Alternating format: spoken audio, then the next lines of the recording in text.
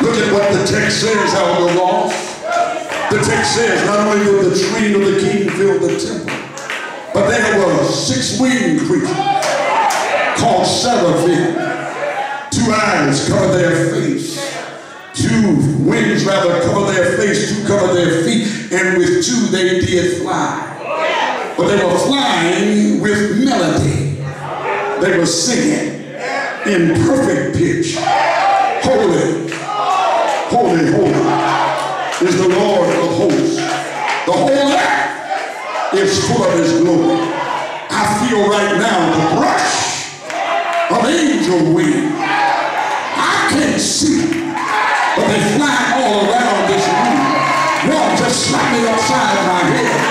I feel the brush of angels wings.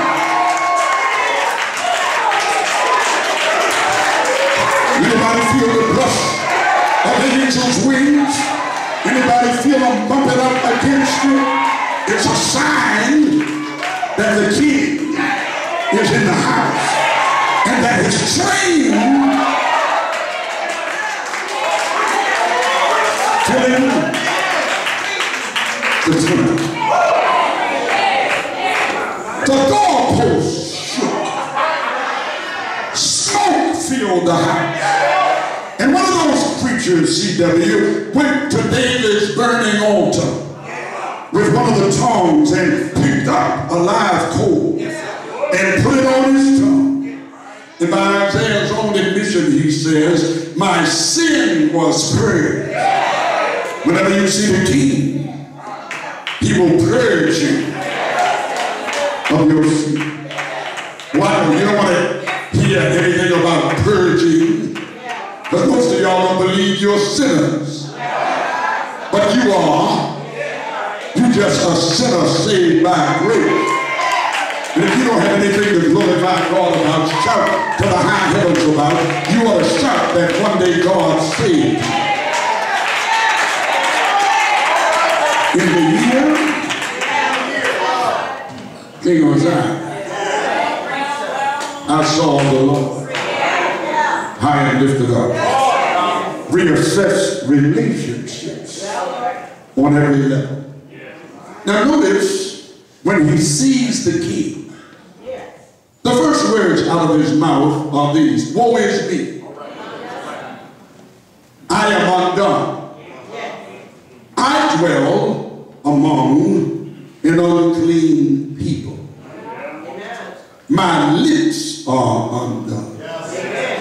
Seeing the king is not only about the assessment of relationships, it is also about self-evaluation. Notice what Isaiah says. Isaiah says, I am undone.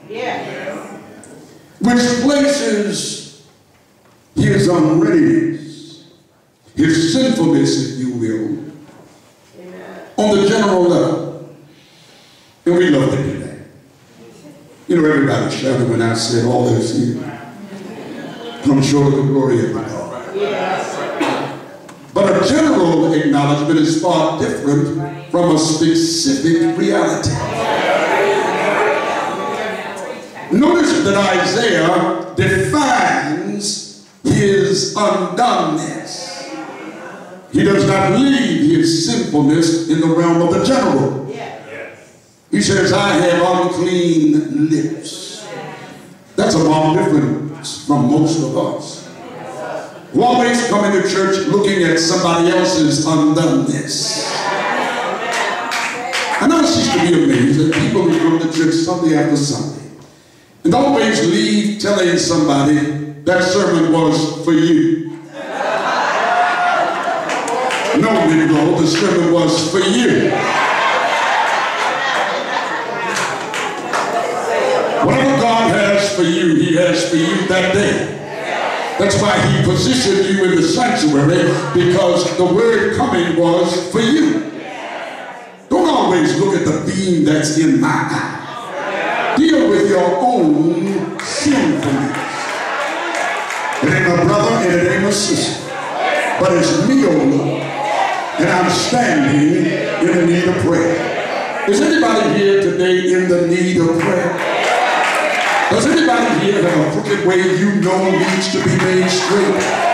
Can I get somebody to be honest enough to confess that there is a rough place you need to be made plain? That's why I keep coming up in here. Because every time I see the King, I want to make my life better. When was the last time you critiqued yourself? When was the last time you evaluated yourself? I'm going somewhere with this.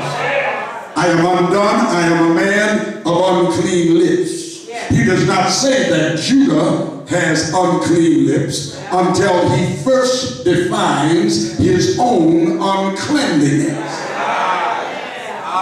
Now, what I love about preaching, brother preacher, is that God gives us some wiggle room. We're not told specifically what the uncleanness of his lips was. So I've got options. And I thought I'd come down here from Circleville to explore my options. To have unclean lips might mean that he was vulgar and profane in his speech. Maybe every time he got between a rock and a hard place, he cussed somebody out. That could be unclean lips. Don't look at me like I'm talking crazy. Every now and then, life can come up on you and push the wrong button. And one of those four-letter words you thought you had buried has a sudden resurrection. No, you ain't so holy that you don't slip back every now and then into stuff that God you thought had delivered you from. His unclean lips might have been vulgarity and profanity in speech. The unclean lips might have been every time that which was spoken of as vision represented from him a negative response. Yes, I say. There are always folk who talk against vision.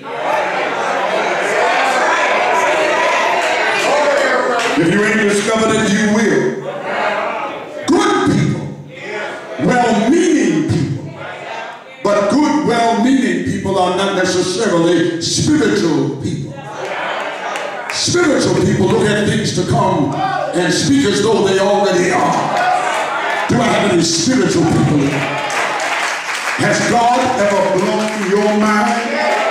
Has God ever done the impossible in your life?